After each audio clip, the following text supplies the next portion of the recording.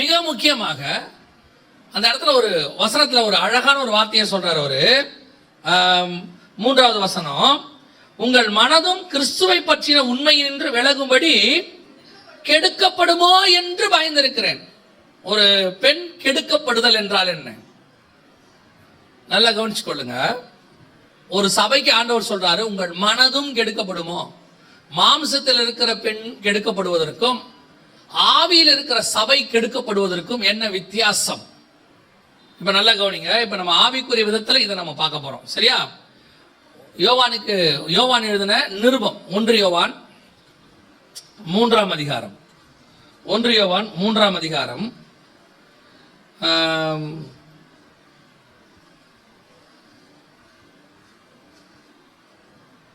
12வது வசனம். 1 யோவான் 3:12 வாசிங்க.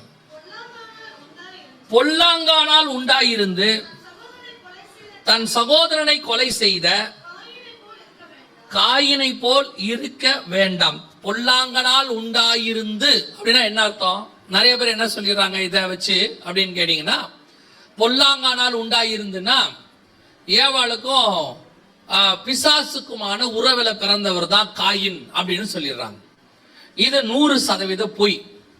அப்படி ஒரு வாய்ப்பே கிடையாது. ஏன்னா பிசாசுக்கு மாம்ச சரீரம் இல்லை. ஆண்டவர் தெளிவா சொல்றாரு, அவன் ஆணும் இல்லை பெண்ணும் இல்லை, தேவ தூதர்களை போல இருப்போம். அப்ப தேவ தூதர்கள் ஆணும் இல்லை பெண்ணும் இல்லை.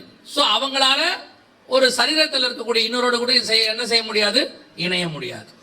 அப்போ பொல்லாங்கானால் உண்டாயிருந்த காயின், அங்க வசனம் சொல்லுது கிறிஸ்துவின் என்று உங்கள் மனம் கெடுக்கப்படுமோ என்று. எப்படி? ஏவாள் வஞ்சிக்கப்பட்டது போல அப்படின்றார். அவருடைய அர்த்தம் என்னன்னா, எப்படி ஏவாளுக்கு பிசாசினுடைய வார்த்தை வந்துருச்சு. 4ஆம் அதிகாரம் தெளிவா சொல்லுது. ஆதியாகமம், ஆதாம் ஏவாளை அறிந்தான் இருக்கு. ஆதாம் தன் மனைவியாக ஏவாளை அறிந்தான், பிசாசு இல்ல. ஆனா குழந்தை பிறக்குது, குழந்தை உருவாகும் போது இந்த அம்மாவுடைய காதுல வேறொரு உபதேசம் இருக்கு, நம்மளுடைய காதுல வேறொரு உபதேசம் வந்துருச்சு. அதனால உண்டான பாவம் இருக்கு. இப்போ பாவத்துல உருவாகிறதான காயின் அர்த்தம், பொல்லாங்கினால் உண்டான காயின். அதுதான் இங்க விஷயமே. இப்போ சபை ஆத்மாதாயம் பண்ணுது, சபை பெருகுது.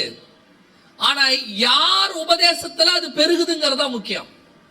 இப்ப நிறைய ஊழியக்காரங்களுக்கு ஒரு ஆவிக்குரிய வீக்னஸ் வந்துருச்சு. என்னன்னு கேட்டீங்கன்னா, இந்த கள்ள உபதேசக்காரன், செழிப்பு உபதேசக்காரன், பணத்தை பத்தி பேசுறவன், இந்த இஷ்டத்துக்கு ஆடுறவன், இவங்களுடைய சபைகள்லாம் பெருகுறதா அவங்க பாக்குறாங்க, பெருகுகிறத அவங்க பாக்குறாங்க. அப்படி பெருகுகிறத பார்க்கும்போது அவங்களுக்கு ஒண்ணு தோணுது, கர்த்தருக்கு விரோதமான உபதேசம்னு நல்லா தெரியுது, இது பைபிளுக்கு விரோதமான உபதேசம் நல்லா தெரியுது, ஆனா சபை பெருகுது. இப்போ காயினுடைய சந்ததி பயங்கரமா பெருகுச்சு, பூமியில பயங்கரமா பெருகுது. அவங்க தான் எல்லாம் கண்டுபிடிக்கிறாங்க, பயங்கரமா கண்டுபிடிக்கிறாங்க. காயினுடைய பசங்க என்னென்னலாம் பண்ணாங்கன்னு போய் பாருங்க. கிண்ணறம், நாதஸ்வரம், இரும்பு, பித்தளை எல்லாம் கண்டுபிடிக்கிறான். அவன் தான் பட்டணம் கட்டுறான், எல்லாம் பயங்கரம். ஆனா இதே இந்த பக்கம் சேத்துடைய பசங்க, தேவனை தொழுது கொள்ளுகிற பசங்க பாருங்க, ஒன்னும் பெருசா செய்யல, கர்த்தரை ஆராய்ச்சிக்கிட்டே இருக்கிறாங்க. இவங்க கடைசியா ஒரே ஒரு போட்டு கட்டுறாங்க, பேழை கட்டுறாங்க. இவன் கட்டினது ஒரு பேழை, அவன் பட்டணம் கட்டிட்டான், பட்டணத்துக்குள்ள எல்லாத்தையும் உண்டாக்கிட்டான். கிண்ணறம், நாதஸ்வரம், கூடாரம், மந்தை, இரும்பு, பித்தளை, சமயா செழிப்பு பயங்கரம். இப்போ காயின் எப்படி உண்டானா? பொல்லாங்கனால் உண்டாயிருந்த காயின். பொல்லாங்கனா உபதேசம், பொல்லாங்கான உபதேசம், பிசாசுடைய உபதேசத்தினால் உண்டான காயின். இங்க தேவனுடைய உபதேசத்தினால் தேவனை தொழுது கொள்ளுகிற ஜனம். இங்க பார்த்தா பிசாசினால் உண்டானவங்க பட்டணம், பிசாசினால் உண்டானவங்க இரும்பு, பித்தளை, அப்புறம் கூடாரம், மந்த, கிண்ணற, நாதஸ்வரம் பயங்கர மேல போகுது. அழகு, சௌந்தரியம் எல்லாம் இருக்கு. மனுஷகுமாரத்திகள், அதிக சௌந்தரியம் உள்ளவர்கள் எல்லாம் இந்த பக்கம் இருக்கு. இங்க தேவனை தொழுது கொள்ளுகிற பக்கம் பார்த்தா ஒன்னும் கிடையாது. ஒன்னே ஒண்ணு இருக்குது, தேவனை தொழுது கொண்டார்கள். சோதரம் சோதரம் சோதரம் சோதரம் சோதரம். கடைசியா என்ன கட்டினாங்க? ஒரு பேழை கட்டினாங்க. இப்போ இந்த பேழை கட்டுற காலமும் இவங்க பட்டணம் கட்டுற காலத்திலயும் ரெண்டு பேரையும் வச்சு பார்த்தா இந்த பட்டணம் கட்டுறவன் பேழை கட்டுறவன் என்ன சொல்லுவான்? பைத்தியக்காரங்க. நாங்க எவ்வளவு டெவலப் ஆகி நீங்க முன்னேறி போயிட்டு இருக்கோம் இல்லைங்க. ஆதாமுடைய சந்ததி, இப்ப நாங்க மட்டும் ஆதாம் சந்ததி இல்லையா? நாங்களும் ஆதாம் தானே வந்தோம். நீ ஆதாமால் வந்தவன், ஆனால் பொல்லாங்கனுடைய உபதேசம் உனக்குள் இருக்கிறது. அந்த உபதேசத்தினுடைய ஒரு பகுதி செழிப்பு. ஆனால் நாங்கள் சேத்தினால் வந்தவர்கள், தேவனை ஆராதிக்கிற குரூப். எங்களுக்கு செழிப்பு அல்ல, எங்களுக்கு பாதுகாப்பு. இந்த பட்டணமும் இந்த கிண்ணறமும் இந்த நாதஸ்வரமும் இந்த மந்தையும் இந்த காரியங்கள் எல்லாம் ஒரு நாள் இந்த ஜலப்பிரளயத்தில் நியாய தீர்ப்பிலே அழிந்து போகும். ஆனால் நியாய தீர்ப்பிலே பலவீனம் என்று நீங்கள் சொன்ன, கிண்டல் பண்ண, பைத்தியக்காரர்கள் என்று நினைத்த பேழை நிற்கும். அதுதான் நீங்களும் நானும் ஒரு நாள் நிற்போம். இன்னைக்கு பார்க்கறதுக்கு நாம பைத்தியம் மாதிரி தெரியறோம். வயா இருந்தாலும் இப்படித்தான் பேசி தெரியவாரு. இவர் பேச்ச கட்டிங்கன்னா இப்படித்தான் நீங்களும் தர்த்தரமா அலைவீங்க. நீங்க பேச்ச கட்டிங்கன்னா இப்படித்தான் டூ வீலர்ல போயிட்டு இருப்பீங்க. பாருங்க, நாங்க அந்த சர்ச்சுக்கு போனோம், செழிப்பை பத்தி பேசினாங்க, வளர்ச்சியை பத்தி பேசினாங்க, பயங்கரமா நாங்க கார் வாங்கிட்டோம், வீடு வாங்கிட்டோம். நீங்க பட்டணம் கட்டுங்க தம்பி, கட்டுங்க தம்பி. பாருங்க நாங்க வர்ஷிப் எப்படி பண்றோம் பாருங்க, எங்க வர்ஷிப்பை கவனிச்சு பாருங்க. நாங்க புது புது மெத்தட்ஸ், டெக்னாலஜி அப்படியே போட்டு. ஆமா தம்பி, பாடுங்க. எப்படி பாடுறோம் நாங்க பாருங்க. இன்னைக்கு உள்ள கரண்ட்ல டான்ஸ பாருங்க, விசில பாருங்க, எவ்வளவு சந்தோஷமா இருக்கும் பாருங்க. நீங்க இன்னும் உம்பாதம் பணிந்தேன்னு பாடிட்டு இருக்கிறீங்க. ஆமா, நீங்க பாடுங்க தம்பி. நாங்க பாருங்க புகைய போட்டு விட்டு, கலர் கலரா லைட்ட போட்டு விட்டு என்ன டான்ஸ் பாருங்க, எவ்வளவு சந்தோஷமா இருக்கு. வாலிபர்களை கவனிச்சு பாருங்க. அந்த கூட்டத்துக்கு போனீங்கன்னா வசனத்தை படி, ஜாம் பண்ணு, முழங்கால நில்லு. ஒரு நாள் இயேசு வருவாரு. ஏயா டென்ஷன் படுத்துறீங்க? வந்தோமா, ஆடணுமா? நம்ம கூட்டத்துக்கு வந்தோட சாட்சி கேளுங்க. அண்ணன் மீட்டிங்க்கு போனேன், ஐயோ ஆரம்பத்துல இருந்து ஒரே டான்ஸ் தான், ஒரே ஜாலியா இருந்துச்சு. ஆடுங்க தம்பி. ஒரு நாள் வரும், நியாய தீர்ப்பிலே கொண்டு வந்து எல்லாவற்றையும் கர்த்தர் முன்பதாக நிறுத்துவார். உன் இருதயத்துக்கு ஏற்றபடி செய், உன் கண்கள் எல்லாவற்றையும் அனுபவி. ஆனால் ஒரு நாள் நியாயத்திலே கர்த்தர் கொண்டு வந்து நிறுத்துவார். உன்னுடைய பட்டணம் அழிந்து போகும், ஆனால் என்னுடைய பேழை கண்டிப்பாக நிற்கும், மிதக்கும், அது ஜீவனோடு கூட இருக்கும். இன்னைக்கு இதுதான் இன்னைக்கு மிக முக்கியம். உபதேசத்தை கொண்டு வந்து இப்ப கொஞ்ச நாள் இப்படி இருக்குது. ஏமாந்துராதீங்க, ஏமாந்துராதீங்க. நல்லா தெரிஞ்சுக்கொள்ளுங்க. இந்த கொஞ்ச நாள் மாயைக்காக அவன் பண்றது எல்லாம் ஒரு நாள் ஒளிஞ்சு போயிடும். பர்மனண்டா ஒண்ணு இருக்கு பாருங்க, அதுதான் உங்ககிட்ட வந்து நிற்கும். இப்போ கர்த்தர் உங்களுக்கும் எனக்கு ஒரு நல்ல முகத்தை கொடுத்திருக்காரு. நம்ம முகம் நமக்கு நல்ல முகம் தான். டெய்லி கண்ணாடியில பாக்குறோம்ல. மற்றவன் நம்மள என்ன வேணா சொல்லிட்டு போட்டோம், அது ஒன்றும் பிரச்சனையே இல்லை. நம்ம முகம் நமக்கு நல்ல முகம். காலையில் எழுந்திரிச்சோம், பல்ல வளர்க்கணும், முகத்தை கழுவினோன்னு இப்படி பார்க்குறோம் கண்ணாடியில். ஒரு பவுடரும் போடலை, ஒன்றும் போடலை, முகம் நல்லா தான் இருக்கு. திடீர்னு வந்து சொல்லுவாங்க, கல்யாணம் இப்படியே முகத்தை வச்சுக்கிட்டு போயிட்டீங்கன்னா நல்லாவா இருக்கும், கொஞ்சம் மேக்கப் எல்லாம் போடுங்க போடுங்க. உங்களை நான் மேக்கப் போடலாமா வேணாமாங்கிற இடத்துக்கே வரல. இப்ப போடுங்க. அவன் சொன்ன மேக்கப் இருக்குல்ல, அதுக்கு ஒரு 20,000 ரூபா, 10,000 ரூபா, 5,000 ரூபா நோக்கத்தை போல வாங்கிக்கிட்டு மேக்கப்பை போட்டு போட்டோ கொடுத்து நிற்பான். போட்டோ எடுத்தாச்சு, 3 மணி நேரம் முடிஞ்சாச்சு. வாழ்நாளெல்லாம் மேக்கப்போட வீட்டில் வாழ போறியா?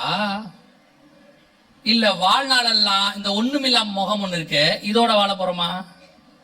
இந்த ஒண்ணும் இல்லாம இந்த முகத்தோட தான். மேக்கப் இல்லாம பிறந்தோம், மேக்கப் இல்லாம போக போறோம். நடுவுல பெரும்பாலும் மேக்கப் இல்லாம தான் வாழ போறோம்.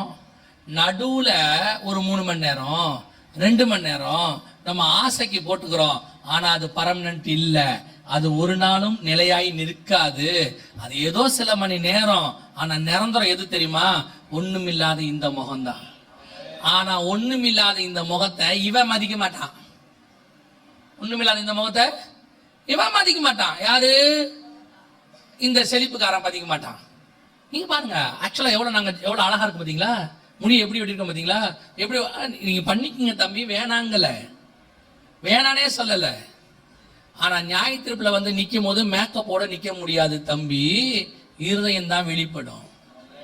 நீ பண்ற எல்லாமே டெம்பரவரி, அது நிலையானது கிடையாது, அது ஒரு நாள் காணாம போகும். ஆனா கர்த்தர் கொடுத்ததுன்னு ஒண்ணு இருக்கு பாத்தீங்களா, அது நிலையானது, அதுதான் கடைசி வரைக்கும். இந்த டெம்பரவரிக்கு நீ கொடுக்கிற இம்பார்ட்டன்ஸ் இருக்கு பாரு, இதுதான் உலகம், இப்படிதான் இருக்கணும். இப்ப முழுக்க முழுக்க விளம்பரம் என்ன வந்துருச்சு, மேக்கப் பத்தி விளம்பரம் வந்துருச்சு. மேக்கப் இல்லாம வெளியே போனா கேவலம் ஆகி போச்சு. முந்தைய கல்யாணத்துக்கு மட்டும் போட்டாங்க, இப்ப வெளியே போனாலே போடணும். அவ்வளவுதான். இல்ல மேக்கப் இல்லாம எப்படி வர்றது கேக்குறாங்க. ஏமா போலாமா வெளியே, என்ன உடனே சொல்றீங்க, இல்ல எப்ப சொல்லணும், நீங்க காலையில சொல்லியிருந்தா நான் ரெடி ஆயிருப்பேன். என்ன ரெடி ஆயிருப்பேன், நான் 3 மணிக்கே போய் என்ன பண்ணிருப்பேன், ஏமா நல்ல முகத்தை கழுவிட்டு பவுடர். அங்க வரவங்க எல்லாம் எப்படி வர்றாங்க, அவங்க வரும்போது நான் மட்டும் எப்படி போய் அங்க நிக்கிறது, என்ன கேவலமா நினைக்க மாட்டாங்களா, நினைக்க மாட்டாங்க. அப்படி கேவலமா நினைக்கிறான்னா அது அவனுடைய பிரச்சனை, அது அவன் பிரச்சனை. ஒரு ஊழியக்காரர் தம் மனைவியை எங்க போனாலும் புடவை கட்டி தான் கூட்டிட்டு போவார். அப்படிதான் போவாங்கன்னு வச்சுங்க. இப்ப பாருங்க, புடவை கட்டி கூட்டிட்டு போவாருங்கிறது மெசேஜ் ஆகி போச்சு. பொதுவா அப்படிதான் போவாங்க, எல்லா இடத்துக்கும் புடவை கட்டி தான் கூட்டு போவாங்க. இப்ப புடவை கட்டி கூட்டிட்டு போவாங்கன்றது என்ன ஆயிருச்சு, மெசேஜ்ல சொல்ற மாதிரி ஆயிடுச்சு. அந்த அம்மா போற இடத்தெல்லாம் பார்த்தா வர்றதெல்லாம் பயங்கரமா வரும். இப்போ ஊழியக்காரர்கிட்ட அடிக்கடி சொல்லுவாங்களாம், ஏன்பா அவங்களாம் எப்படி வராங்க பாருப்பா, நீங்க ஏன்பா என்ன இப்படி புடவை கட்டி கூட்டு போறீங்க. அவர் சொல்லுவாராம், ஏமா நல்லா தானே இருக்க, நான் நல்லா தான் இருக்கேன், உங்களுக்கும் நல்லா தான் இருக்கு, வரவங்களுக்கு நல்லா இல்லையே. அவர் சொல்வாராம், நீ எனக்கு மட்டும் நல்லா இருந்தா போதும். அவன் ஒரு 1/2 மணி நேரம் பார்க்க போறான், போத்துட்டு போயிடுவான். இந்த அம்மாவுக்கு மனசு கஷ்டமாவே இருந்துச்சான். என்னடா இது, எங்க போனாலும் இப்படியே போறமே இப்படியே போறமே இப்படியே போறமே.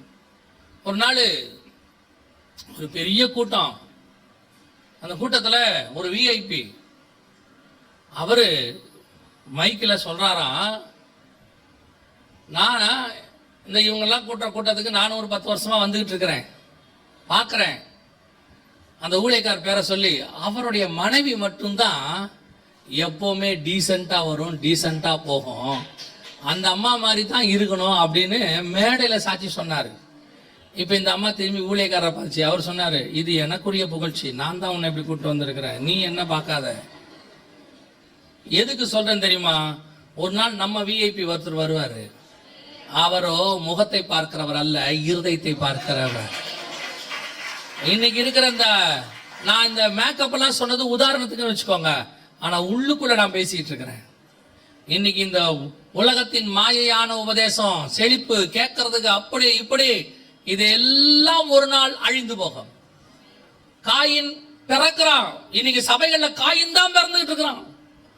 அதனால சபை நிரம்புது, ஆராதனை அது இது நல்லா பயங்கரம், மீடியா டெவலப்மெண்ட் அது இது, சபையும் பயங்கர கிராண்ட். இன்னைக்கு விசுவாசி கூட, சில விசுவாசிகளுக்கெல்லாம் நாங்க அந்த சர்ச் பிலீவர் அப்படின்னு சொல்றதுல ஒரு பெருமை இருக்கு. ஒரு சின்ன சர்ச்சை சொல்றதுக்கு அதுக்கு யோசிக்குது. அதுவே ஒரு பெரிய சர்ச் 10,000 பேர் வராங்கன்னா சொல்றதுக்கு கௌரவம், நாங்க ஆக்சுவலி அந்த சர்ச் மெம்பர் அப்படின்னு. நியாய தீர்ப்புல சர்ச்சு நிக்குமா, அந்த சர்ச்சு நிக்குமா? ஆனா எந்த சர்ச்சு நிக்கும் தெரியுமா, 50 பேர் இருந்தாலும் சத்தியத்தை பேசி 50 பேரையும் பரலோகத்துக்கு ஒருத்தன் கூட்டு வராம பாருங்க, அந்த சர்ச்சு நிக்கும். காயினுடைய கோட்டையும், காயினுடைய கோட்டைக்குள்ள இருந்த பட்டணத்துக்குள்ள இருந்த காரியங்கள் தண்ணிக்கே அழிஞ்சு போச்சு. ஆனா இன்னைக்கு வரப்போறது நெருப்பு. நெருப்புல எதுவுமே நிக்காது. தண்ணியில கூட 1-2 தப்பிச்சிரும், நெருப்புல ஒண்ணுமே தப்பிக்காது. நமக்கு வரப்போற நியாய தீர்ப்பு ரொம்ப ஸ்ட்ராங். இப்ப நமக்கு பிறக்கிற பிள்ளை இருக்கு பாருங்க, சேத்து, அவங்களுக்கு பிறந்தது காயின், பொல்லாங்கனால் உண்டாயிருந்த காயின். ஆனா நீங்க நான் எப்படி பிறக்கிறோம் தெரியுமா? அதே 1 யோவான் 3ஆம் அதிகாரம், 1 யோவான் 3ஆம் அதிகாரம் 9வது வசனம், தேவனால் பிறந்த எவனும் பாவம் செய்யான், ஏனெனில் அவருடைய வித்து அவனுக்குள் தரித்திருக்கிறது. அவருடைய வித்துனா என்ன? அவருடைய வித்துனா என்ன? வசனம். அவரே வசனம் தானே. அப்ப அவர் வித்துனா என்ன? வசனம். சர்பத்தின் வித்து ஆதாம் ஏவாளுடைய காதுல போயிருச்சு. காயின் பிறந்துட்டான். பிறக்கும் போதே எப்படி பிறக்கிறான்? கோவக்காரன், மூர்க்கம், பொறாம, சகோதரன் மேல் பொல்லாங்கு, கொலகாரன், இப்படி பிறக்கிறான். அதே இங்க எப்படி பிறக்கிறான்? இங்க இருக்கிறவன் எப்படி பிறக்கிறான்? தேவனால் பிறக்கிறான். இங்க எப்படி? சாந்த குணம், அமைதி, பொறுமை, தாழ்மை எல்லாம் இங்க இருக்கு. இங்க இருக்கிறவனை பத்தி பேசி பாருங்க. இயேசுநாதரை நீங்க தாடி மயிரை பிடிச்சி இழுத்து பாருங்க, அமைதியா நிப்பாரு. ஆனா இவன் அப்படி இல்ல. இவனை ஏதாவது பேசி பாருங்க, உடனே கெட்ட வார்த்தைக்கு பதிலா வேற ஒரு நல்ல வார்த்தை பேசுவான். அவ்வளவுதான். ஏன்னா ரட்சிக்கப்பட்டாம்ல, கெட்ட வார்த்தை பேச மாட்டான். அந்த கெட்ட வார்த்தைக்கு ஈக்குவலா ஒரு நல்ல வார்த்தை பேசுவான். கோபம், மூர்க்கம் எல்லாம் இருக்கு. இங்க பாக்குறாரு. இது வேற. இது தேவனுடைய வித்து, இது தேவனுடைய வசனம். இதுல உண்டானது எப்படி இருக்கும்? இது ஒன்னே ஒண்ணு செய்யும், சோதனம் பண்ணும், கடைசியா ஒரு பேழை கட்டும். அந்த பேழை கூட கர்த்தர் சொன்னாலும் கட்டும். அது வான் கட்டி ஆண்டவர் என்ன சொல்றாரோ அதை மட்டும் செஞ்சுட்டு போகும். இப்ப இந்த ரெண்டு பேரை பார்க்கும் போது, இந்த பசங்களும் காயின் பசங்களையும் சேத்துடைய பசங்களையும் பார்க்கும் போது, இவங்க ஒண்ணும் இல்லாதவங்க, இவனுங்க எல்லாம் உள்ளவங்க. ஆனா எல்லாம் உள்ளது நியாய தீர்ப்பில நிக்காது. இந்த பூமியில ஒன்னும் இல்ல, ஆனா வானத்துக்கு பூமிக்கு நடுவுல பேழை நிக்கும். சபை பரலோகத்துக்கு போய் நிக்கும், நடுவுல பரதீசில போய் நிக்கும். அப்போ உங்களுக்கும் எனக்கும் எது தேவைங்கிறத நீங்க புரிஞ்சுக்கணும்.